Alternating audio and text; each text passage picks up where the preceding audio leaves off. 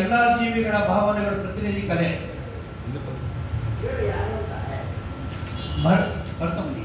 ಹೌದು ಋಷಿಗಳೇ, ನಾಟ್ಯವನ್ನು ಎಲ್ಲ ಕಲೆಗಳ ಮೂಲವೆಂದು ಕರೆಯಬಹುದು ಅಥವಾ ಎಲ್ಲ ಕಲೆಗಳ ಸಂಗಮವೆಂದು ಹೇಳಬಹುದು.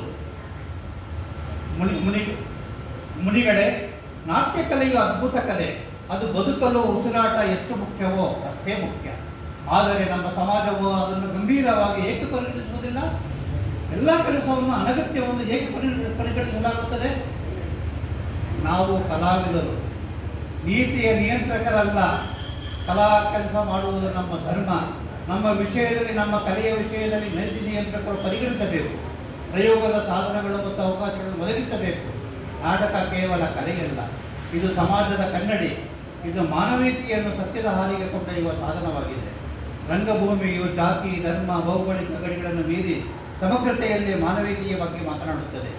ಇಂದಿಗೂ ರಂಗಭೂಮಿಯು ಸಮಾಜದಲ್ಲಿನ ಎಲ್ಲ ವಿಷಯಗಳಿಂದ ಪರಿಸ್ಥಿತಿಗಳನ್ನು ಹೋಗಲಾಡಿಸಿ ಸಮಾಜದಲ್ಲಿ ಸಮಾನತೆಯ ಭಾವವನ್ನು ತರುತ್ತದೆ. ಈ ಭಾವನೆ ನಿಸ್ಸಂದೇಹವಾಗಿ ಭೂಮಿಯನ್ನು ಸ್ವರ್ಗವನ್ನಾಗಿ ಮಾಡಬಹುದು. ನಿಸ್ಸಂದೇಹವಾಗಿ ಮುನಿಗಳೇ, ಕಲೆಯಿಲ್ಲದ ಸಮಾಜವು ಪ್ರಾಣಿಗಳ ಸಮಾಜವಾಗುತ್ತದೆ.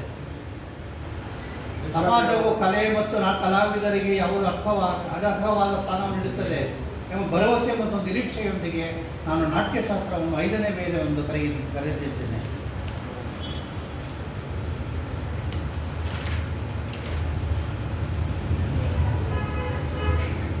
5ನೇ ವೇದ ಎಲ್ಲ ವೇದಗಳ ಜ್ಞಾನ.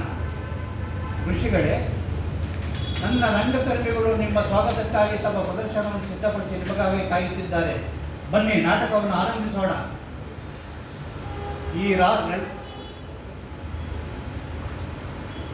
ರಾಷ್ಟ್ರವು ವೃದ್ಧಿಯಾಗಲಿ, ಎಲ್ಲರ ಆಸೆಗಳು ಈಡೇರಲಿ, ಸೃಷ್ಟಿಯು ಆನಂದದ ಜಗತ್ತಿನಲ್ಲಿ ಸದಾ ಪರಿಪೂರ್ಣವಾಗಿರಲಿ, ಭೂಮಿಯು ಸದಾ ತೆರೆದಿರಲಿ, ಮೇಲೆ ನಿರ್ಮಲ ಆಕಾಶವಿರಲಿ, ಸಜ್ಜನರು ಯಾವಾಗಲೂ ನಿರ್ಭಯವಾಗಿರಲಿ ಮತ್ತು ದುರ್ಜನರು ನಾಶವಾಗಲಿ.